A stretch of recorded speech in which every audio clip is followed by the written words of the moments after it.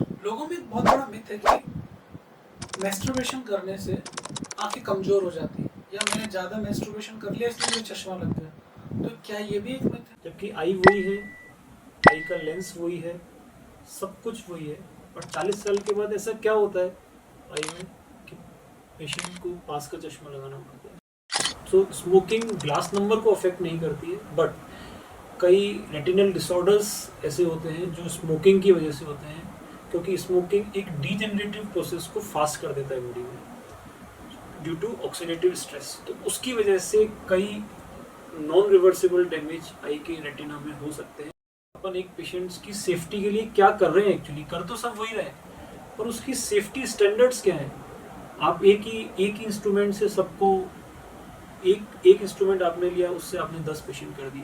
एक इंस्ट्रूमेंट लिया, उससे एक पेशेंट किया, उसके बाद उस इंस्ट्रूमेंट को अच्छी तरह क्लीन किया, अच्छी तरह स्टरलाइज किया, फिर आपने उसको सेकेंड पेशेंट यूज किया। सो बिकॉज आई के अंदर अगर एक बार इन्फेक्शन हो गया होता है ना, कॉन्टैक्ट लेंस इंड्यूस इन्फेक्शंस बहुत कॉमन होते हैं। मैंने एक पेशेंट मैंने देखा था आज से करीब 5-6 साल पहले, उसकी आई, क्या बताऊं कि उसकी आई चली गई।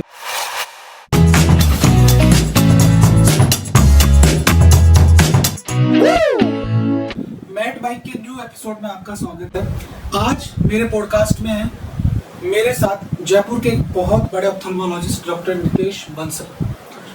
18 साल से ये आंखों की रोशनी लोगों की सही कर रहे हैं। जयपुर के एक बहुत बड़े हॉस्पिटल SDMH के अंदर ये काम करते हैं। स्वागत है सर आपका। नमस्कार doctor Amit, thank you very much. मैं आपका शुक्रिया अदा करता हूँ कि आज आपने मुझे अपने इस प्लेटफॉर्म पे आने का निमंत्रण दिया। Thank you sir. तो सर, सवाल जवाब शुरू करने से पहले सबसे पहले मैं आपसे ये पूछना चाहूँगा कि ऑप्थेल्मोलॉजी आपकी चॉइस थी शुरू से ही या मजबूरी थी? बस सही बात बताऊँ तो ऑप्थेल्मोलॉजी मेरी चॉइस थी, क्योंकि मुझे ये काफ़ी फैसिनेटिंग लगता था। जैसे लेंस, ऑप्टिक्स, उसके बारे में पढ़ना, रिफ्रैक्शन, रिफ्लेक्शन, तो ये सारा जब हम लोगों ने MBBS में पढ़ा तो मेरा काफ़ी कुछ इंक्लिनेशन ऑप्थेल्मोलॉजी की तरफ हो गया था, क्योंकि ये सारा कुछ यही एक ऐसी ब्रांच है जिसमें कि ये सारा कुछ कवर होता है। तो हाँ, मेरी मैं फर्स्ट तो नहीं कहूँगा, पर हाँ मेरा सेकंड थर्ड चॉइस तो था। फर्स्ट चॉइस मेरा मेडिसिन था, बट समहाउ मुझे प्लेस के कारण वो नहीं मिल पाया, but ophthalmology definitely it was my second choice. उम्र के साथ साथ आंखें कमजोर हो जाती हैं, तो सबसे बड़ा रीजन क्या होता है आंखें कमजोर होने का? देखिए, उम्र के साथ आंखें कमज़ोर होने का जो सबसे बड़ा कारण है वो है डीजेनरेटिव चेंजेस। एंड जो भी अपनी बॉडी में जो चीज़ पहले नॉर्मल होती है, फिर बाद में उम्र के साथ उसका डीजेनरेशन शुरू हो जाता है। जैसे कि अपने सबसे बड़ी बात अपन कहें कि 40 साल के बाद लोगों को पास का चश्मा लगता है, जबकि आई वही है, आई का लेंस वही है, सब कुछ वही है।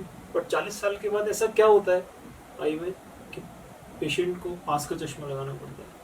सरप्राइज हो जाता है कि मुझे जो चीज़ें मैं अभी पढ़ पा रहा था कुछ दिन पहले, कुछ महीनों पहले तक, अब मुझे काफ़ी जोर लगा के पढ़ना पड़ रहा है। तो आई में जो आई का लेंस होता है उसकी फ्लेक्सिबिलिटी कम हो जाती है। फ्लेक्सिबिलिटी क्यों कम होती है? क्योंकि उसके जो जोन्यूल्स हैं उनका फंक्शन थोड़ा कम हो जाता है। जोन्यूल्स मतलब आई का एक फिक्सेट करने के लिए गॉड ने कुछ जोन्यूल्स अपने को दिए, उनकी इलास्टिसिटी कम होने की वजह से आई का फॉरवर्ड बैकवर्ड मूवमेंट कम हो जाता है। सो जब हम नियर के लिए किसी भी चीज़ को ऐसे करके पढ़ते हैं तो वो जोन्यूल्स लेंस को आगे की तरफ शिफ्ट करते हैं। So it causes a convex effect. तो उसकी वजह से अपन पास का आराम से पढ़ पाते हैं, जो कि अपने को पता नहीं चलता है। ये गॉड गिवन एक मैकेनिज्म है। बट आफ्टर 40 वो इलास्टिसिटी कम होने की वजह से वो फॉरवर्ड मूवमेंट कम हो जाता है और लेंस पास के लिए इतना काम नहीं कर पाता है, और अपने को पास का उस पावर को कंपनसेट करने के लिए वो पावर आई में लगाना है। और जैसे जैसे इलास्टिसिटी कम होती जाती है एज के साथ वो नंबर बढ़ता है। लव एट फर्स्ट साइट, आंखें प्रेम की भाषा बोलती हैं। तो ये क्या वाकई प्रेम की भाषा बोलती है? कई लोगों की आंखें इतनी नशीली होती है, कई इतनी मादक होती है, इतनी उत्तेजित कर देती है, स्टिमुलेशन कर देती है। तो ये आंखों में ऐसा क्या ईश्वर ने दिया? देखिए, आंखें अपने फेस पर एक तरीके से ये दो एक आईने दिए हैं भगवान ने, जो कि चेहरे के हर एक्सप्रेशन के साथ चलती है। उस एक्सप्रेशन के अकॉर्डिंग, सपोज कोई गुस्से में है तो कहते हैं आंखें लाल हो जाती हैं, कोई अगर डिप्रेशन में है तो उसकी आंखें झुक जाती हैं, सो हर एक्सप्रेशन, चाहे वो लव हो चाहे एंगर हो, उसके साथ आंखें उस एक्सप्रेशन का साथ देती है। तो उसी को अपन most probably love at first sight कहते हैं। जो आंखें हैं, किसी की ब्लू है, किसी की अलग अलग कलर्स की है, तो इसके इसके पीछे रीजंस क्या होते हैं? देखिए, आंखों का जो कलर अपन बाहर से देखते हैं, अपन कहते हैं काली आंखें, ब्राउन आइज है, वो उसके आइरिस का कलर होता है। आइरिस एक शटर होता है जस्ट बिहाइंड द कॉर्निया। अपने आई के, अगर अपन आई को एक साइड से देखते हैं तो फर्स्ट लेयर कॉर्निया होती है, जो कि एक ट्रांसपेरेंट स्ट्रक्चर है। उसके पीछे एक गॉड ने एक शटर दिया है हमको, जिसको हम आइरिस कहते हैं। तो it is the colour of iris actually, जो कि ये डिसाइड करता है कि आपके आई का जो बाहर से आपको दिख रहा है वो कलर का है। ब्लू है, ग्रीन है, ब्राउन है। सो अपने इंडियन पीपल में अगर अपन देखते हैं सबसे कॉमन कलर होता है ब्राउन कलर। सो वो थोड़ा सा डार्क ब्राउन भी हो सकता है, लाइट ब्राउन भी हो सकता है, पर ये जो कलर होता है, ये सबसे जो डिसाइडिंग फैक्टर होता है इसमें होता है हेरिडिटी। तो आपके मदर फादर, आपकी फैमिली में जो कलर रन कर रहा है वही कलर आपके जो आगे ऑफस्प्रिंग होती है उनमें रन करता है। हाँ, किसी किसी में अगर कोई एबनॉर्मलिटी है आई में, सपोज एल्बिनिज्म का बच्चा है, एल्बिनिज्म में जो आई में एक जो ब्राउन कलर होता है, ये होता है मेलेनिन की वजह से। तो मेलेनिन जो है वो कम होता है पिगमेंट, तो उसकी वजह से वो आई उसका लाइट, बहुत ही लाइट कलर की होती है, इसीलिए उसको फोटो सेंसिटिविटी बहुत ज़्यादा होती है। सो या फिर किसी में कोई डिजीज़ हो जिसको कि हम हेट्रोक्रोमिया आइरिडम कहते हैं, किसी को यूवीआइटिस हो, तो उसकी वजह से उसके आइरिस का कलर चेंज हो सकता है। बट जनरली जो हम बाहर से देखते हैं आइरिस को, जो आई का कलर देखते हैं, वो आइरिस से डिसाइड होता है and it is totally hereditary. पहले ये माना जाता था कि जो पढ़ने वाले बच्चे होते हैं उन लोगों के चश्मा लगता है, लेकिन अब जो पिछले 20 सालों से हम देख रहे हैं, लैपटॉप की वजह से या मोबाइल की वजह से काफ़ी लोगों के अंदर आई साइड में प्रॉब्लम्स आ रही हैं। तो लैपटॉप या मोबाइल से हमारी आंखों को कैसे ख़राब करते हैं? देखिए, लैपटॉप, मोबाइल या कोई भी गैजेट हो, वो एक नियर वर्क को इंड्यूस करता है। साथ में उस पर लगातार देखना, उसको लगातार स्टेयर करना, तो उसकी वजह से आई में सर्टेन चेंजेस होते हैं। जैसे कि अगर अपन किसी लैपटॉप या मोबाइल को देख रहे हैं, तो ड्यू टू द कंसंट्रेशन अपनी आई का ब्लिंकिंग रेट थोड़ा सा कम हो जाता है। तो blinking actually helps to maintain to keep the eye wet. So eye का जो वेट मैकेनिज्म है, जो टीयर फिल्म जो अपना स्प्रेड होता है, वो मैकेनिज्म कम हो जाता है। तो उसकी वजह से अब अपन सुनते हैं कि किसी ने लॉन्ग टर्म तक मोबाइल यूज़ किया, लैपटॉप यूज़ किया, तो उसको थोड़ी देर बाद या काफ़ी देर बाद लगातार यूज़ करने के बाद जलन शुरू हो जाती है, डिस्कम्फर्ट शुरू हो जाता है, और that is at the end of the day is most. So at the end of the day वो ड्राइनेस बढ़ जाता है, तो उसकी वजह से वो अफेक्ट होता है। सेकेंड चीज़, अगर नंबर की अपन बात करें, देखिए ऐसी कोई सर्टेन स्टडी अभी तक नहीं आई है जिसकी वजह से हम ये कह सकें कि लैपटॉप, मोबाइल आई के नंबर को अफेक्ट करता है। बिकॉज एक जनरल पॉपुलेशन में अगर अपन आई की हेल्थ की बात करें तो सिर्फ ग्लास नंबर ही काउंट होता है कि इसका ग्लास का नंबर बढ़ रहा है। मतलब जनरल पॉपुलेशन में सिर्फ यही होता है कि सिर्फ ग्लास नंबर ही आई है, जबकि ऐसा नहीं है। आई में और भी कई चीज़ें होती हैं। तो ग्लास नंबर का एज सच मोबाइल, लैपटॉप से कोई direct relationship most probably in late future ये ऐसा कुछ आ सकता है, बट अभी तक ऐसी कोई सर्टेन स्टडी नहीं है जो हम ये कह सकें कि हाँ कि ये क्लास नंबर इसकी वजह से इंक्रीज हो रहा है या इसकी वजह से इंड्यूस हो रहा है। बट डेफिनेटली ये आई की एक जनरल हेल्थ को अफेक्ट करता है। तो अपने को कोई भी गैजेट हो उसका जो यूज़ है वो मिनिमम होना चाहिए। नहीं, लेकिन आज का जो दुनिया है इसके अंदर बिना लैपटॉप के, बिना मोबाइल के आप रह नहीं सकते। और जो बच्चे सुबह से शाम ऑनलाइन क्लासेस ले रहे हैं, पोस्ट कोविड सबने ही ली, तो इन लोगों को अपनी आंखों को कैसे संभाल के रखना है? हाँ, ये एक बहुत अच्छा क्वेश्चन है डॉक्टर अमित। देखिए, आजकल गैजेट्स के बिना रहना, क्योंकि आपको अपडेट भी रहना है, पूरे वर्ल्ड के साथ कनेक्टेड भी रहना है, तो आप इनके बिना काम नहीं चला सकते। विथ सर्टेन प्रिकॉशंस अगर अपन इन गैजेट्स को यूज़ करते हैं, सो आई में प्रॉब्लम्स काफ़ी कम हो जाती हैं। जैसे कि हमको गैजेट्स, मोबाइल यूज़ करते वक्त आफ्टर ए सर्टेन टाइम हमको ब्रेक लेना चाहिए, हमको उस स्क्रीन से अपनी आइज़ को हटा देना चाहिए। सो हम कहते हैं कि हर 20-30 मिनट्स में आप देखिए मोबाइल को, अपना काम करिए, उसके बाद अपनी आइज़ को थोड़ा सा दूर कर लीजिए और उस ब्रेक में आपको दूर की चीज़ों को फोकस करके देखना है, दूर डिस्टेंट, हम कहते हैं 20 फीट मतलब डिस्टेंस ऑब्जेक्ट को फोकस करना है, ताकि आपकी आई की मसल्स रिलैक्स हो सके, क्योंकि हम नियर वर्क कर रहे हैं लगातार, तो हमको डिस्टेंस का बीच में देखना है ताकि वो मसल्स बीच में रिलैक्स हो सके। तो ऐसा अगर आप करते हैं तो आपको at the end of the day काफ़ी कम थकान होगी, काफ़ी कम डिस्कम्फर्ट होगा। सेकेंड चीज़, अगर आपको कंटिन्यूएशन में ऐसा रहता है, आपको कोई आराम नहीं मिल रहा है ब्रेक लेने से या कुछ भी लेने से, तो आप एक डॉक्टर को दिखाइए। वो आपको आपकी आई का ड्राइनेस या जनरल हेल्थ के हिसाब से कुछ ड्रॉप्स प्रिस्क्राइब करेंगे। उसमें सबसे कॉमन ड्रॉप्स होती है आर्टिफिशियल टीयर्स आई ड्रॉप्स होती है, जो कि आई की ड्राइनेस को कम करती है। स्मोकिंग जो है वो आंखों को कैसे प्रभावित करती है? मैंने देखा बहुत सारे लोग स्मोकर्स हैं, उनमें बड़े बड़े चश्मे लगे होते हैं, तो क्या इसका कोई डायरेक्ट प्रभाव आता है? स्मोकर्स के अंदर जल्दी आंखें खराब होती है? देखिए, जैसा मैंने अभी आपसे कहा कि स्मोकिंग आई हेल्थ मीन्स केवल ग्लास नंबर नहीं है।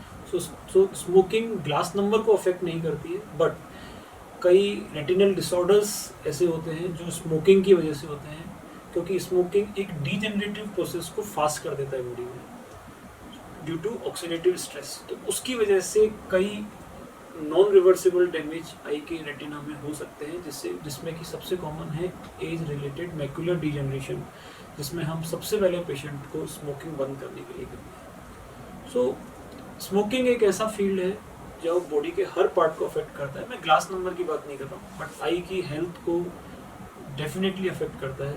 तो आपको स्मोकिंग से दूर रहना ही पड़ेगा। स्मोकिंग, टोबैको च्यूइंग, सबसे आपको दूर रहना पड़ेगा अगर आपको लॉन्ग टर्म में आई में डीजनरेटिव चेंजेस को कम करना है। तो ऐसा कोई नशा है कि जिसको लेने से आंखें बहुत तेजी के साथ खराब होती है? मैं तो स्मोकिंग और टोबैको च्यूइंग को नंबर 1 पे रखूँगा। अपने इंडिया में बहुत ही कॉमन है और यही एक ऐसा नशा है, आजकल एक गैजेट्स का नशा भी हम कह सकते हैं, जो कि आई की हेल्थ को लगातार बच्चों में, बड़ों में, इवन जो भी है जो अपन चारों तरफ देख रहे हैं, ये सब आई की हेल्थ को अफेक्ट करता है। डायबिटीज में क्या होता है कि आंखें जल्दी से खराब होने लगती हैं? देखिए, अगेन डायबिटीज़ भी एक ऐसी बीमारी है जिसमें अपनी बॉडी के सारे ऑर्गन्स अफेक्ट होते हैं। डायबिटीज़ में 2 चीज़ें हैं, एक तो डायबिटीज़ का ब्लड शुगर लेवल, एक होता है ड्यूरेशन ऑफ डायबिटीज़। तो ये दोनों चीज़ें इंपॉर्टेंट है। पेशेंट के हाथ में क्या है, ब्लड शुगर लेवल को कंट्रोल करना। आपका ब्लड शुगर लेवल अगर कंट्रोल रहेगा तो आपको लॉन्ग टर्म तक डायबिटीज़ की वजह से आँख में होने वाले साइड इफ़ेक्ट्स कम हो जाएंगे। डायबिटीज़ सबसे पहले क्या करता है, आई की जो छोटी वेसल्स होती हैं, स्मॉल वेसल्स, उनको अफेक्ट करना शुरू करता है। तो वहाँ उनकी सेल्स, वेसल्स की सेल्स को अफेक्ट करता है, जिसको हम पेरिसाइट्स कहते हैं। पेरिसाइट्स लॉस होने की वजह से वहाँ से लीकिंग शुरू हो जाती है, और लीकिंग होने की वजह से आई के पर्दे में सूजन, आई के अंदर ब्लड आना, बहुत मतलब पर्दे में इरिवर्सिबल चेंजेस हो जाते हैं। डायबिटीज़ वाले मरीजों को काला पानी और मोतियाबिंद होने के चांसेस भी नॉर्मल पर्सन से ज़्यादा होते हैं। सेकेंड मोस्ट इम्पॉर्टेंट चीज़ कि आपको, जिस किसी को भी डायबिटीज़ है, उसको 1 साल में एक बार अपने आँख के पर्दे की जांच ज़रूर करानी चाहिए, या फिर उसको बीच में कभी कोई प्रॉब्लम हो तो ज़रूर जाके एक बार अपना रेटिना चेक कराए, ताकि जो पर्दे में होने वाले चेंजेस हैं उनका टाइमली ट्रीटमेंट शुरू हो सके। अगर लेज़र की ज़रूरत है, लेज़र हो सके, और हम भविष्य में इरिवर्सिबल डैमेज होने से बचा सकें। सो ये मेरा एक मैसेज है इस चैनल के माध्यम से डॉक्टर अमित, कि हर फिजिशियन को, हर डायबिटोलॉजिस्ट को अपने पेशेंट को ये बोलें कि 1 साल में एक बार ऑप्थेल्मोलॉजिस्ट के पास जाके अपने आई का फंडस चेक कराएं, जिसको कि हम पर्दे की जांच करें। लेसिक सर्जरी क्या होती है? और लेसिक सर्जरी के साथ साथ मैंने एक नया टर्म सुना, सिल्क सर्जरी, तो इन दोनों में क्या डिफरेंस है? लेसिक जो टर्म डेवलप हुआ था, that is a form of reflective surgery. Reflective surgery means अपने आई का जो भी चश्मा है उसको अपन हटाते हैं। उसमें कई सारे प्रोसीजर्स होते हैं, जैसे कि लेसिक होता है, PRK होता है, स्माइल होता है, सिल्क होता है, कॉन्टूरा होता है। So they all are reflective surgeries. Reflective surgeries में हम लोग जो अपने आई, मैंने आपको जैसे भी बताया कि हम आई को अगर साइड से देखते हैं तो आगे का एक ट्रांसपेरेंट लेयर होता है जिसको कॉर्निया कहते हैं। सो रिफ्लेक्टिव सर्जरीज कॉर्निया के लेवल पर की जाती है। कॉर्निया को रीशेप किया जाता है कंप्यूटराइज, ताकि हम जो नंबर है उस नंबर को रीशेप करके उसको हटा सकें। सेकेंड चीज़, इसमें लेसिक या सिल्क जो भी प्रोसीजर है रिफ्रैक्टिव सर्जरी, उसके पहले कुछ टेस्ट होते हैं कॉर्निया के। अगर पेशेंट उस लेसिक के लिए फिट होता है तो ही हम उसके लिए आगे बढ़ते हैं। कई बार -3 नंबर का पेशेंट भी अनफिट हो जाता है लेसिक के लिए, कई बार -8 वाला भी फिट हो जाता है लेसिक के लिए।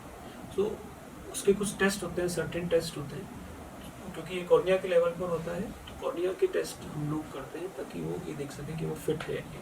अब आपका सवाल जो सिल्क है, silk is a form of LASIK, जिसमें कि जो इंसीजन होता है वो थोड़ा छोटा होता है, but it's a type of smile surgery. मतलब स्मॉल इंसीजन, इसमें एक लेंटिक्यूल निकालते हैं आई के अंदर जाके, और जो इंसीजन होता है वो थोड़ा छोटा होता है, तो उसकी वजह से पेशेंट का रिकवरी थोड़ा सा फास्ट हो जाता है, but it's a type of smile surgery. ये ICL टेक्नोलॉजी क्या होती है? बहुत अच्छा सवाल किया आपने डॉक्टर मित। ICL is implantable columnar lenses, means जो पेशेंट्स लेसिक या किसी रिफ्रैक्टिव सर्जरी के लिए फिट नहीं होते हैं और चश्मा हटवाने के इच्छुक हैं, either due to high number, क्योंकि लेसिक के सर्टेन लिमिटेशंस होते हैं, जैसे मैंने आपको बताया कई बार -3 नंबर वाला पेशेंट भी अनफिट हो जाता है। क्यों हो जाता है कि उसके कॉर्निया में कुछ, मान लो कॉर्निया थिनिंग हो या कुछ ऐसा हो, कॉर्निया काफ़ी थिन हो, अपन उस कॉर्निया की कोई डिजीज़ हो तो हम उसको करेक्ट नहीं कर पा रहे हैं, तो कॉर्निया के लेवल पे अप्रोच न करके उसके अंदर, आई के अंदर एक लेंस डाला जाता है। वो लेंस उसकी नॉर्मल क्रिस्टलाइन लेंस के ऊपर प्लेस्ड होता है। सो वो जो भी लेंस का पावर होता है उस लेंस के पावर को न्यूट्रलाइज कर देता है। सो ICL is second procedure. First choice is always LASIK because it is economic, most accurate और इट इज सेफ। ICL एक टेक्नोलॉजी हम सिर्फ उनके लिए यूज़ करते हैं जो कि लेसिक के लिए फिट नहीं होते हैं, बिकॉज ये थोड़ा सा कॉस्टली होता है एज कम्पेयर टू लेसिक। एक आई का एक बार में होता है, सेकेंड आई का सेकेंड बार में होता है, जबकि लेसिक दोनों आईज का साथ में किया जाता है।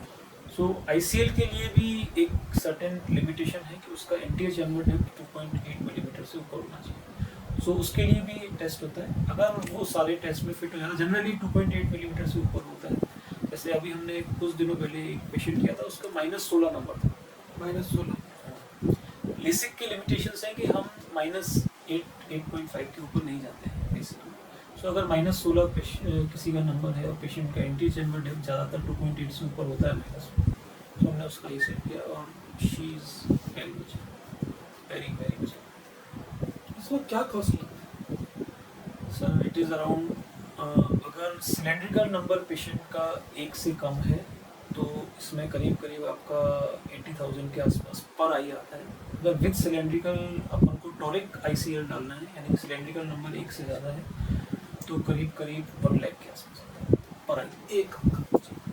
और इसकी जो लाइफ होती है वो it is life long. It's life में इट इज़ लाइफ लॉन्ग। कोई स्पेशल प्रिकॉशंस रखने पड़ते हैं? नथिंग। इंडिया के अंदर जो ऑप्थेल्मिक सर्जरीज हैं, इनकी कॉस्ट बहुत वेरीज करती है सेंटर टू सेंटर। किसी सर्जरी का, जैसे कैटरेक्ट सर्जरी की बात करें तो जो गांव के अंदर कैटरेक्ट हो रही है वो 5,000 रुपये में हो रही है, वही कैटरेक्ट हम जब जयपुर शहर में या दिल्ली में या बॉम्बे में करवाते हैं तो उसकी कॉस्ट में बड़ा वेरिएशन आ जाता है। तो इसके पीछे क्या रीज़न होता है? दूसरा, अक्सर जब हम जाते हैं ऑप्थेल्मोलॉजिस्ट के पास तो वो बताते हैं कि ये हम लेंस डाल रहे हैं या ये जो प्रोसीजर है इसमें ये वाली चीज़ डालेंगे। तो इन चीज़ों में वाकई कोई डिफरेंस होता है क्वालिटी के अंदर? सबसे पहले अगर हम गांव की कैटरेक्ट सर्जरी की बात करें तो देखिए, कैटरेक्ट सर्जरी हमेशा स्मॉल इंसिजन या फेको एमल्सिफिकेशन से होनी चाहिए। अगर इंडिकेटेड है तो स्मॉल इंसिजन हम लोग जनरली 2.2 मिलीमीटर से करते हैं। गांव में या किसी कैंप में जो सर्जरी की जाती है अदर देन फेको एमल्सिफिकेशन, वो जनरली 7 to 8 मिलीमीटर इंसिजन से की जाती है। सो उसमें क्या होता है कि कभी कोई चोट लग जाती है या कुछ हो जाता है तो वो इंसिजन खुलने के चांसेस काफ़ी हाई रहते हैं। सो आई के अंदर डैमेज, इन्फेक्शन होने का चांसेस काफ़ी ज़्यादा रहता है, परहेज काफ़ी ज़्यादा होते हैं। 2.2 मिलीमीटर में जो हम कैटरेक्ट सर्जरी करते हैं वो आजकल बिना इंजेक्शन लगाई होती है, बिकॉज ये इतना छोटा वेल्वुलर इंसिजन होता है कि वो सेल्फ सीलिंग होता है, पेशेंट को कोई इंजेक्शन लगाने की ज़रूरत भी नहीं पड़ती है। हाँ, अब अपन कॉस्ट की देखिए बात करें। कॉस्ट तो अगर टेक्नोलॉजी है, जैसे एक चाय है वो थड़ी पर 5 रुपए की भी मिल रही है, अपन एक मीडियम साइज होटल में जाएं तो वहाँ पर 25-30 रुपए की मिल रही है। अपन वही चाय अगर अपन रामड़ा या कहीं 5 स्टार में जाके पिए तो वही 500 रुपए की मिल रही है। So the basic difference is जो उसको हैंडल करने का तरीका है वो क्या है। अपन बल्क में कर रहे हैं, अपन एक पेशेंट्स में कितना डिस्पोजेबल यूज कर रहे हैं, अपन एक पेशेंट्स की सेफ्टी के लिए क्या कर रहे हैं। एक्चुअली कर तो सब वही रहे हैं, पर उसकी सेफ्टी स्टैंडर्ड्स क्या है। आप एक ही इंस्ट्रूमेंट से सबको एक इंस्ट्रूमेंट आपने लिया, उससे आपने 10 पेशेंट कर दिए। एक आपने एक इंस्ट्रूमेंट लिया, उससे एक पेशेंट किया, उसके बाद उस इंस्ट्रूमेंट को अच्छी तरह क्लीन किया, अच्छी तरह स्टरलाइज किया, फिर आपने उसको सेकेंड पेशेंट यूज किया। सो बिकॉज आई के अंदर अगर एक बार इन्फेक्शन हो गया तो आई के अंदर इन्फेक्शन को ट्रीट करना सबसे डिफिकल्ट काम है, जिसको हम एंडोफ्थेल्माइटिस कहते हैं। सो उस चीज़ को, उस इम्प्लांट को, उस सर्जरी को हम कैसे हैंडल कर रहे हैं, कैसे हम बेस्ट पेशेंट को दे सकते हैं, उस चीज़ का पैसा हम लोग पेशेंट से चार्ज करते हैं, और वो हर सेंटर का अलग अलग होता है। ये बात ठीक है, दिल्ली बॉम्बे में आज जो सर्जरी हम लोग यहाँ पर 50,000 में करते हैं, same surgery, same lens, same standard करीब 1 लाख रुपये में होती है। वो चलिए वो एक मेट्रो जो अपने सिटीज़ हैं इनके ऊपर डिपेंड कर सकता है, बट फिर भी मुझे लगता है कि पेशेंट की सेफ्टी के साथ, पेशेंट की आई के साथ, जैसे कि कैंप सर्जरीज में होता है, उसमें एक साथ मल्टीपल सर्जरीज की जाती है। कभी कोई कॉम्प्लिकेशन हो जाए तो उस कॉम्प्लिकेशन को हैंडल करने का टाइम भी उनके पास नहीं होता है। सो हम लोग ऐसे कितने पेशेंट आते हैं जो कैंप में कराए हुए होते हैं, फिर उनको हम ठीक करते रहते हैं। सो ठीक है, कैंप एक तरीके से एक गैम्बल है, आपने खेला, आपकी आँख ठीक हो गई, ठीक है, कोई बात नहीं, वो होता है, अच्छी बात है। ज़्यादातर कैंप सर्जरीज ठीक ही होती हैं, बट जो सबसे बड़ा है कि वो क्वालिटी पर इतना ध्यान नहीं देते हैं, और एक जो उनका इंसीजन होता है वो काफ़ी बड़ा होता है। सो मुझे लगता है कि चांसेस जो उनके लिए वो ठीक है, जो पेशेंट्स अफोर्ड नहीं कर पाते हैं, something is better than nothing. But quality तो हमारा फर्स्ट प्रायोरिटी, हमारी क्वालिटी और सेफ्टी होता है।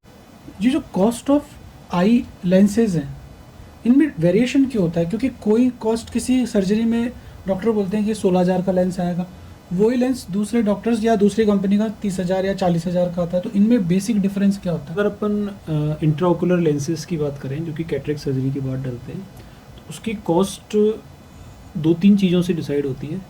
एक तो उसका क्या मटेरियल है, सेकंड फोल्डेबल है या नॉन फोल्डेबल है, और थर्ड किस कंपनी का है, और फोर्थ अगर अपन कहें तो उसकी प्रॉपर्टीज़ क्या है लेंस की। जैसे ए स्फेरिक है, नॉन ए स्फेरिक है, स्फेरिकल है, या फिर वो एडोफ है, या मोनोफोकल है, मल्टीफोकल है, वो उस पर डिपेंड करता है। सो एक सिंपल लेंस अगर हम देखें तो वो रिजिड लेंस होता है जो कि ज़्यादातर कैंप्स में यूज़ होता है, इसीलिए वो आई के अंदर क्योंकि लेंस का जो एक डायमीटर होता है वो जनरली 6 मिलीमीटर के आसपास होता है।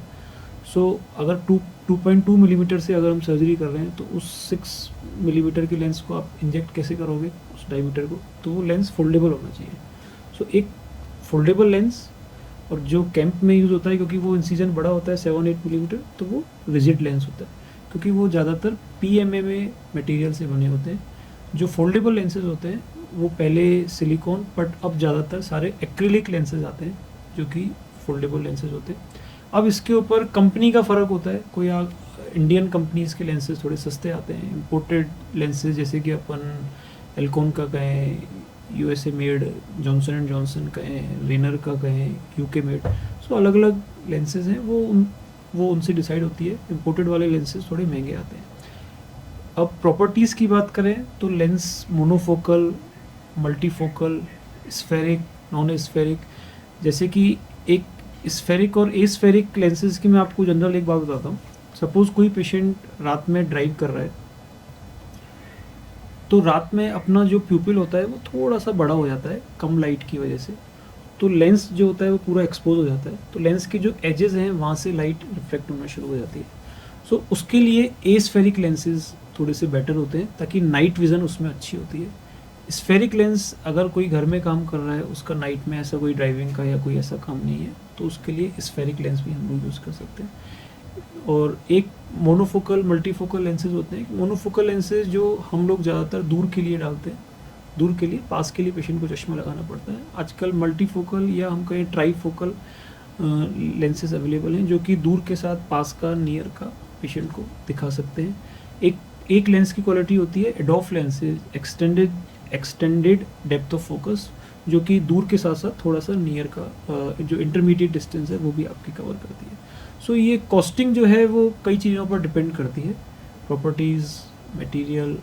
ये जो कैंपों में हम लेंस लगाते हैं, हाँ, इट इज़ बेसिक लेंस। इसका कॉस्ट क्या होता है? I should say it is around 5, below 5, 500 रुपये से कम।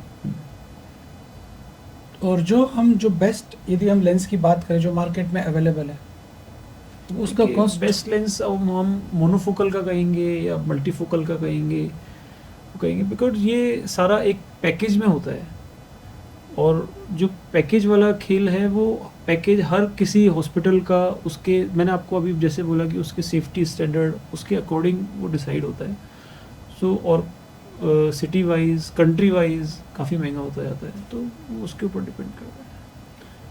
इंडिया के अंदर जो सबसे बड़ा ऑप्थेल्मिक सेंटर माना जाता है, शंकर आइज के बारे में, शंकर नेत्रालय, शंकर नेत्रालय, इसके बारे में मैंने बहुत सुना है। तो ऐसा क्या एडवांसमेंट है वहाँ पे जो पूरा देश कोशिश करता है जब कॉम्प्लिकेटेड आई प्रॉब्लम्स होती है कि एक बार आंखें जाने से पहले एक बार शंकर वाले को दिखाया है? तो ऐसा इज देयर समथिंग डिफरेंस? देखिए, शंकर नेत्रालय एक शुरू से ही आप सही कह रहे हैं, सबसे बड़ा ट्रस्टेड हॉस्पिटल है जो कि चेन्नई में स्थित है। और यहाँ पर शुरू से ही जो है आई का एक डेडिकेटेड सेंटर है जहाँ की आई के हर लेवल की, जैसे कॉर्निया का अलग डिवीज़न है वहाँ पर।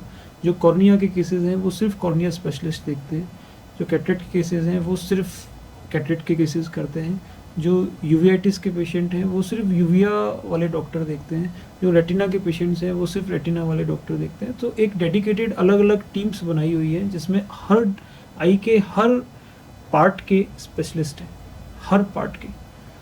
सो वो एक चीज़ ऐसी है। और शुरू से ही वो लोग क्योंकि सबसे बड़ा वहाँ से हमारी MS सारी वो होती है, तो सबसे बड़ा ट्रस्टेड सेंटर है। और ये बात सही है कि एक बार वहाँ जाके हम लोग कई पेशेंट्स को जो कि बिल्कुल होप खो चुके होते हैं, सो हम लोग वहाँ पर रेफ़र करते हैं। और बहुत बड़ा रेफरल सेंटर है डेफिनेटली। इवन हम कहें साउथ का तो सबसे बड़ा रेफरल सेंटर है।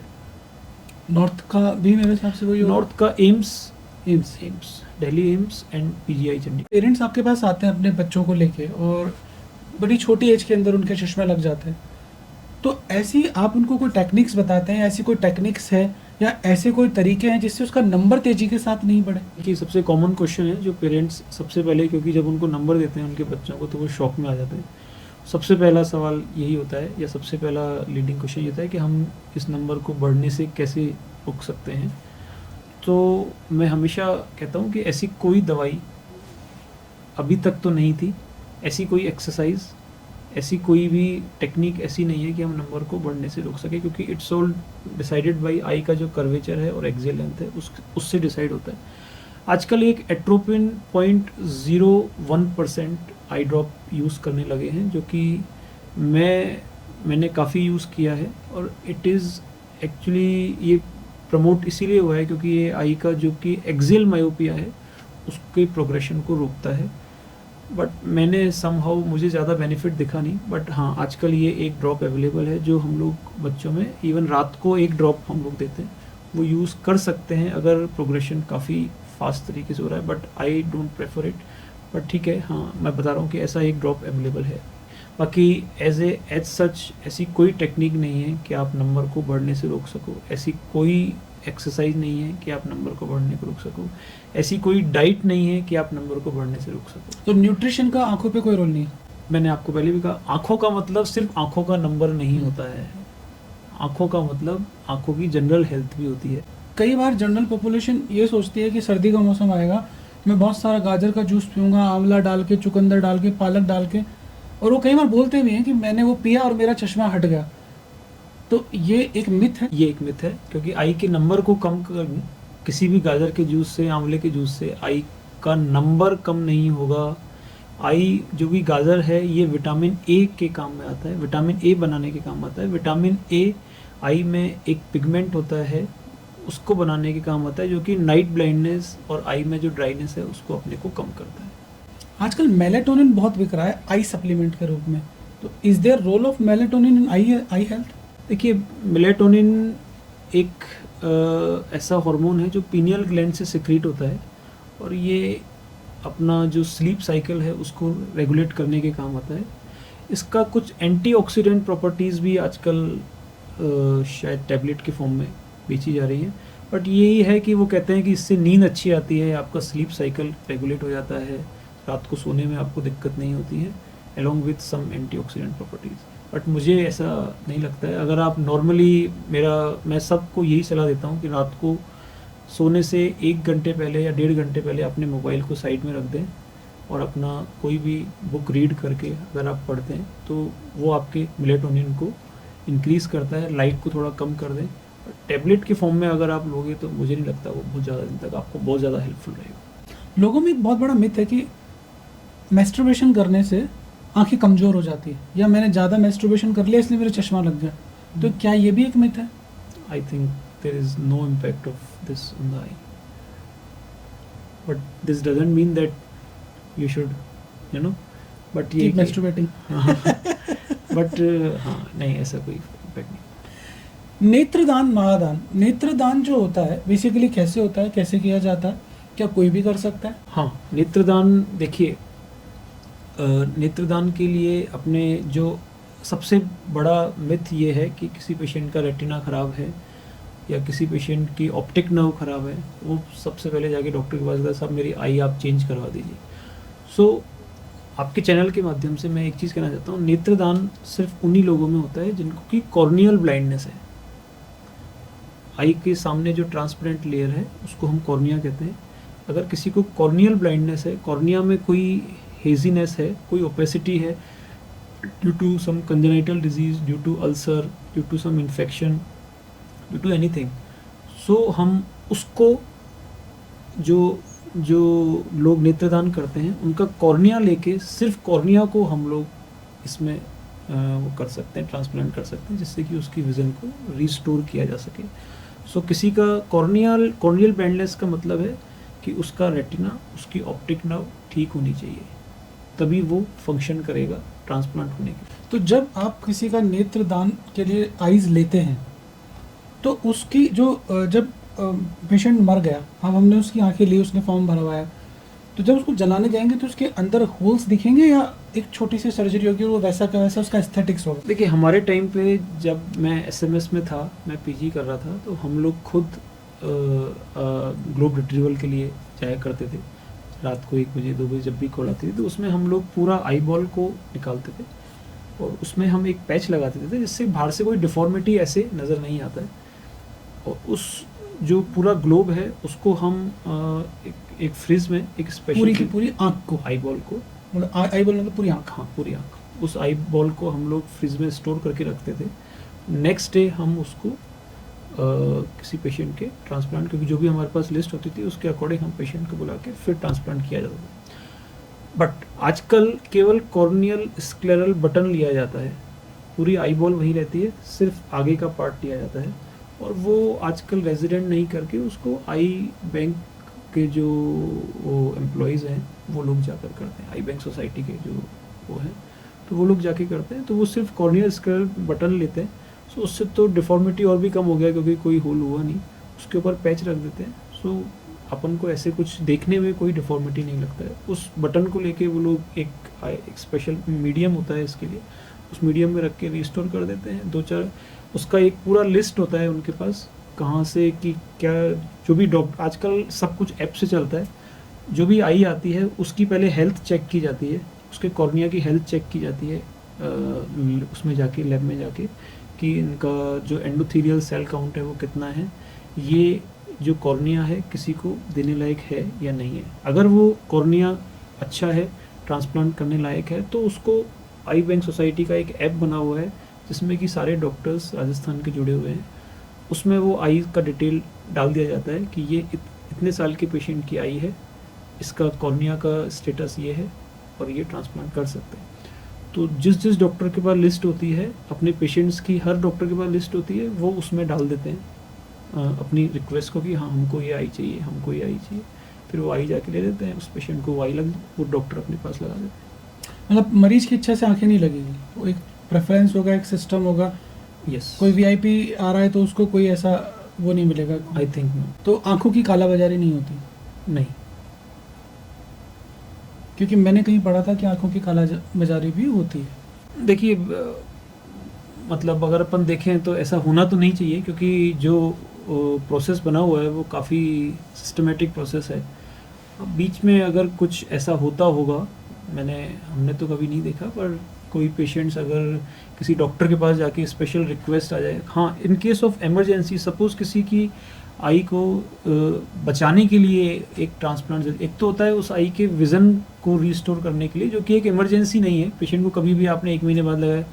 कई बार ऐसा होता है कि किसी कॉर्नियल अल्सर में आई बॉल रप्चर हो गई है, खुल गई है, कॉर्नियल परफोरेशन हो गया है, उस आई को सेव करने के लिए जो कॉर्नियल ट्रांसप्लांट है वो अपने को लगाना ज़रूरी है। सो उसके लिए उस ऐप पर पहले से रिक्वेस्ट डाल दी जाती है कि we need urgent corneal button. तो जो भी आई आती है सबसे पहले उनको दी जाती है, तो वो एक प्रोसेस हो सकता है। But somehow I don't know, काला बाजारी टाइप कुछ होता होगा। भारत के अंदर बहुत ज़्यादा गर्मी पड़ती है और मैंने देखा है कि बहुत सारे लोग चश्मा लगा के रहते हैं, ब्लैक चश्मा या अलग अलग। तो क्या ये लगाना चाहिए? हाँ देखिए, यूवी रेज एक ऐसी चीज़ है जिससे आई को अगर अपन प्रोटेक्ट करके रखते हैं तो डेफिनेटली आई की जनरल हेल्थ काफ़ी अच्छी रहती है, आपकी आईज़ कंफर्टेबल रहती हैं, आपके आई में यूवी रेज से जो होने वाले डैमेजेस हैं जो भी हैं वो अपने कम, जो कि डीजनरेटिव चेंजेस होने वाले हैं वो आपके कम हो जाते हैं। डेफिनेटली आपको तेज़ धूप में अगर आप अच्छी क्वालिटी का गॉगल लगा के रखते हैं, यूवी रेज से बच के रखते हैं, तो ये काफ़ी अच्छा ये जो आई कॉन्टेक्ट ग्लासेस होते हैं, कॉन्टेक्ट लेंसेज होते हैं, ये बेटर होते हैं या चश्मे बेटर होते हैं? देखिए ये तो एक कॉन्टैक्ट लेंस तो एक कॉस्मेटिक अपीयरेंस के लिए है। अगर किसी को चश्मा डेफिनेटली फर्स्ट जो होता है, जो कि हम लोग प्रिस्क्राइब करते हैं, जैसे -1, -2, +1 जो भी है, चश्मे से अगर विज़न करेक्ट हो रही है आपकी तो चश्मा फर्स्ट चॉइस है। हाँ, अगर नेक्स्ट पेशेंट बोलता है कि सर मुझे ओकेजनली या मुझे चश्मा पसंद नहीं है, मुझे कॉलेज में चश्मा पसंद नहीं है, तो हम उसको कॉन्टैक्ट लेंस दे सकते हैं पेशेंट को। तो patient contact lens, but contact lens में 2 चीज़ें अपने को सबसे इम्पोर्टेंट ध्यान रखनी होती है। कभी भी कॉन्टैक्ट लेंस पहन के सोना नहीं होता है आपको, और एक कॉन्टैक्ट लेंस पहनते और उतारते वक्त हमेशा हैंड वॉश आपको करना है। ये 2 चीज़ों का हमेशा ध्यान रखें, क्योंकि कॉन्टैक्ट लेंस इंड्यूस इन्फेक्शंस काफ़ी कॉमन होते हैं आइज़ में। सो आपको अगर ओकेजनली पहनना है तो ठीक है, आजकल लेंसेज बहुत अच्छी क्वालिटी के हैं, आप पूरा डे भी पहन सकते हैं उनको। पर भी तो एक कॉस्मेटिक अपीयरेंस के लिए किसी को अगर चश्मा पसंद नहीं है तो चश्मा, अगर कॉन्टैक्ट लेंस पहनना चाहता है तो कॉन्टैक्ट लेंस पहने। अगर बाद में अगर उसका सर्जरी होता है, हम लोग तो सर्जरी कर देते हैं। जैसे लेसिक सर्जरी है वो हम एक सर्टेन एज के बाद ही करते हैं, जैसे 18-19 के बाद में ही करते हैं, जब नंबर स्टेबल हो जाता है। तो सपोज पेशेंट 16 ईयर्स का है, उसका नंबर -5 है, उसको मोटा चश्मा नहीं पहनना है, तो वो कॉन्टैक्ट लेंस यूज़ कर सकता है। यदि हम आंखों की बात करें तो मैंने कई लोगों को देखा है कि बार बार अपनी आंखों को धोते रहते हैं। तो एक नॉर्मल आदमी को अपनी आंखों को दिन में कितनी बार धोना चाहिए?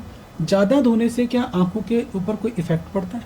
देखिए सबसे इम्पोर्टेंट चीज़ है कि जिस पानी से हम वॉश कर रहे हैं उस पानी की क्वालिटी को हम लोग एश्योर कर लें कि वो पानी कोई जर्म से भरा हुआ, कोई विद इन्फेक्टिव मटेरियल ना हो। बहुत तेज़ी से आई के अंदर स्प्लैश नहीं करना है, क्योंकि वो इंजरी कर सकता है।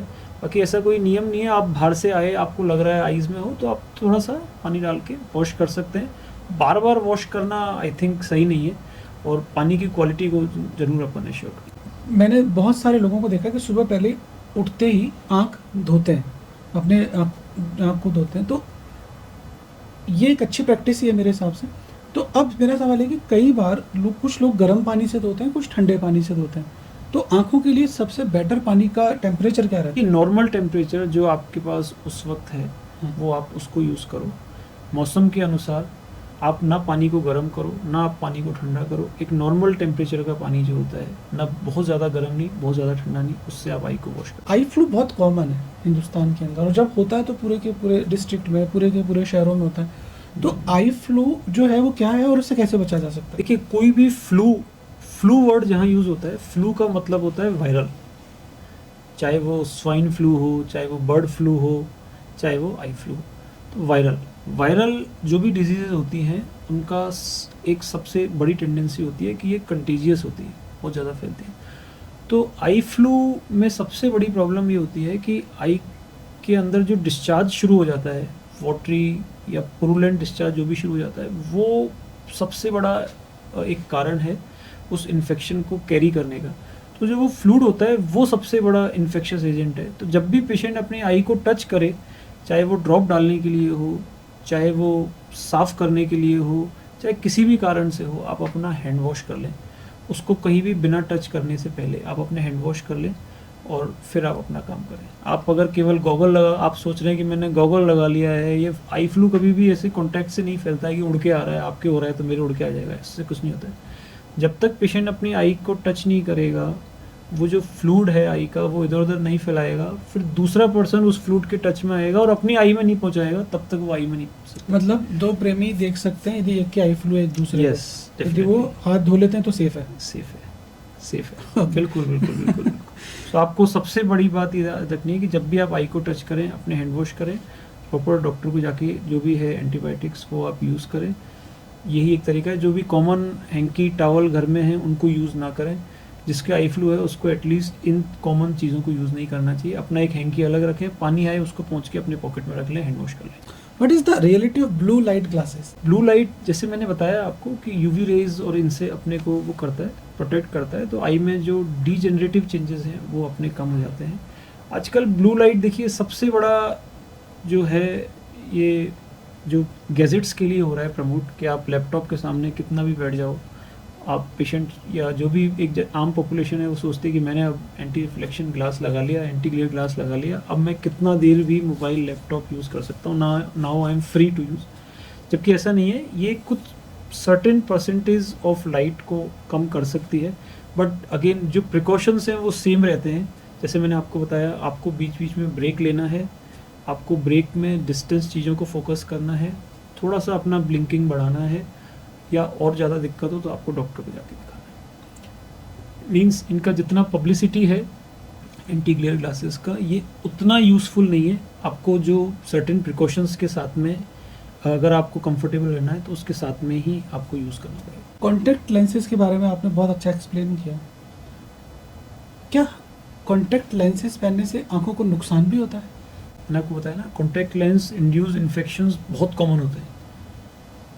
मैंने एक पेशेंट मैंने देखा था आज से करीब 5-6 साल पहले। उसकी आई, मतलब क्या बताऊं कि उसकी आई चली गई ऑलमोस्ट, मतलब उसका विज़न 6 था और वो PLPR पे आ गया, क्योंकि उसके कॉर्निया में इतना ज़बरदस्त इन्फेक्शन हुआ कि वो हम लोग ठीक ही नहीं कर पाए।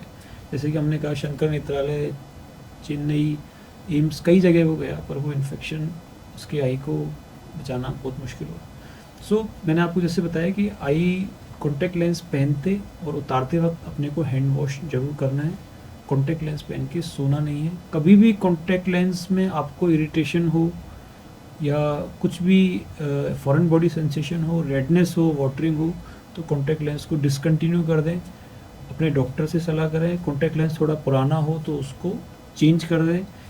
कई बार किसी पर्टिकुलर ब्रांड के कॉन्टैक्ट लेंस से पेशेंट को एलर्जी होता है, वो उसको टॉलरेट नहीं कर पाता है, तो अपना ब्रांड चेंज कर दें। बहुत सारे मैंने एडवर्टाइजमेंट देखे हैं जिसमें बहुत सारे आयुर्वेदिक हॉस्पिटल्स या आयुर्वेदिक डॉक्टर्स ये क्लेम करते हैं कि वो आंखों की रोशनी को बढ़ा सकते हैं, चश्मा उतार सकते हैं। तो क्या आयुर्वेद के अंदर कुछ ऐसी औषधियाँ हैं या ऐसी ड्रॉप्स हैं जिनसे आंखों की रोशनी पे फ़र्क पड़ता है या वो आई हेल्थ के लिए अच्छी होती है? देखिए, हमारे एलोपैथिक में तो ऐसा कोई मैकेनिज़्म नहीं है कि हम किसी आई ड्रॉप से या किसी चीज़ से आई के नंबर को या उसको चश्मे को हम हटा सकें।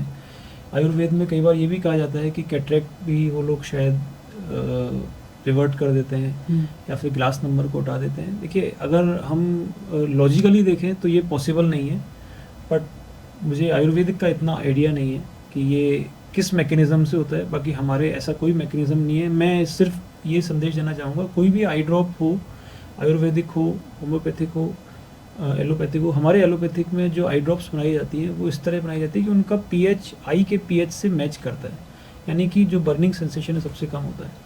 आयुर्वेदिक और होम्योपैथिक में कई बार आप जो भी ड्रॉप्स यूज़ करते हैं उनको डालने पर काफ़ी ऐसे जलन होती है, हाँ। बहुत ज़्यादा जलन हाँ। होती है, तो उससे बहुत ज़्यादा वाटरिंग इंड्यूस्ड होता है। पेशेंट को लगता है मेरी आई साफ़ हो गई। साफ हो गई। बट कोई भी अनयूजुअल पीएच के साथ अगर आप ड्रॉप को यूज़ करते हो तो वो थोड़ा सा हार्मफुल होता है लॉन्ग टर्म में उसके लिए। सो मैं ये सजेस्ट करूँगा बहुत ज़्यादा यूज़ ना करें, और मेरे हिसाब से एलोपैथिक ड्रॉप्स आपको यूज़ करनी चाहिए। कई लोग आंखों के अंदर गुलाब जल भी डालते हैं, तो क्या उससे भी again same? Same it applies also for gulab. Okay, तो अब मैं आपसे एक रैपिड फायर राउंड पूछूंगा जिसमें आपको सवाल 30 से 40 सेकंड के अंदर देना है आंसर। ज़्यादा आंखें धोना हेल्पफुल है या सही है या गलत है? देखिए, अति सर्वत्र वर्जित। आपको ऑप्टिमम चीज़ करना है। ठीक है, आप बाहर से आए, आपको धूल मिट्टी लगा, सुबह उठ के आपने वॉश कर लिया, चलेगा। ज़्यादा वॉश करना तो एक साइकेट्रिक प्रॉब्लम है। गाजर खाने से चश्मा हट जाता है, मिथ या fact? Total myth, total myth. Ayurvedic eye drops magic या मार्केटिंग? मैजिक का तो मुझे पता नहीं, बट मार्केटिंग तो 100% है। देखिए, मतलब कभी चश्मा नहीं हट सकता, कभी कैटरेक्ट रिवर्ट नहीं हो सकता। सो मार्केटिंग तो है, मैजिक तो मुझे लगता नहीं, कोई लॉजिक नहीं है कि इसका कोई मैजिक होगा। टीवी पास से देखने से चश्मे का नंबर बढ़ता है? एक्चुअली टीवी पास से देखता ही वो है जिसका चश्मे का नंबर होता है। अच्छा, तो जो बच्चा टीवी पास जाके देख रहा है, इसका मतलब उसका चश्मे का नंबर है। सबसे पहले उसको चेक कराओ, उसकी आई का जो एक्चुअल नंबर है वो उसको दिलवाओ, फिर उसको दूर रख के दिखाओ। मैस्टरबेशन से आंखें की रोशनी खराब होती है? Myth, total myth. मिथ है। तो बॉस, आपने मुझे बहुत सारे सवालों के बड़े इंटरेस्टिंग जवाब दिए। एक दो सवाल मैं आपसे और पूछूंगा। क्या ऐसा कोई तरीका है जिससे परमानेंट चश्मे हटाए जा सकते हैं? देखिए, सिर्फ एक ही प्रोसीजर है, लेसिक, जो कि मैंने आपको कहा रिफ्रैक्टिव सर्जरीज। हाँ, पेशेंट के अकॉर्डिंग वो कौन सी रिफ्रैक्टिव सर्जरी उसको वो सूट करती है, उसके अकॉर्डिंग हम लोग पेशेंट के नंबर जो आई ग्लासेस है उसको हम परमानेंटली हटा सकते हैं। इंडिया के अंदर यदि हम बात करें और हम यूरोप से बात करें या अमेरिका से बात करें, तो हमारी जो ऑप्थेल्मिक टेक्निक्स हैं, क्या वो उनसे अलग है या वो थोड़ी सी सुपीरियर है? नहीं सर, ये ऑलमोस्ट सेम है। हम लोग जो आजकल टेक्निक यूज़ कर रहे हैं वो ऑलमोस्ट इंटरनेशनल स्टैंडर्ड्स की हैं। सो मुझे नहीं लगता कि कोई सुपीरियर है। मैंने आपको फिर कहा, जो भी सेफ्टी स्टैंडर्ड्स हैं वो वहाँ पर ज़्यादा होते हैं फॉरेन में, बिकॉज उनके पास लोड कम होता है। वो एक दिन में 5-6 पेशेंट्स देखते हैं, वो भी अपॉइंटमेंट से। हम एक दिन में 50 पेशेंट देखते हैं, वो भी बिना अपॉइंटमेंट्स के। वो पूरे महीने में 5 सर्जरी करते हैं, हम डेली की 5 सर्जरी करते हैं। सो आप उसको जो सेफ्टी ऑफ वो है पेशेंट आई, उसको आप कैसे टैकल करते हैं अकॉर्डिंग टू इंडियन पॉपुलेशन, वो डिपेंड। दुनिया में सबसे ज़्यादा ब्लाइंडनेस कहाँ पर? आई थिंक सबसे ज़्यादा पॉपुलेशन इंडिया में है, तो इंडिया में ही है सबसे ज़्यादा। देखिए, ब्लाइंडनेस में अगर हम देखें, सबसे बड़ा कारण ब्लाइंडनेस का होता है रिफ्रैक्टिव एरर, सबसे कॉमनेस्ट कारण है रिफ्रैक्टिव एरर का। और बच्चों में स्पेशली, बच्चे बोल नहीं पाते हैं। एक मैं आपके चैनल के माध्यम से ये मेंशन करना चाहूँगा कि 8-9 साल एक क्रूशियल एज होती है किसी भी बच्चे की। 8 से 9 साल। उससे पहले अगर पेरेंट्स को कभी भी कोई डाउट होता है बच्चे की एक्टिविटी में, कि बच्चा टीवी पास जाके देख रहा है या आई को छोटी करके देख रहा है, या उसकी आई में कभी आपको लग रहा है कि कोई टेढ़ापन है, या सपोज़ कोई आई में कोई सफ़ेदी दिखाई देती है, किसी भी तरह का कोई एबनॉर्मल बिहेवियर, बच्चा कभी क्लास में परफॉर्म नहीं कर पा रहा है, बच्चा क्लास से गलत नोट करके ला रहा है, सो आप ऐसी कंडीशन में एक बार उसको आई डॉक्टर के पास जाके 8 साल से पहले दिखाइए। क्यों?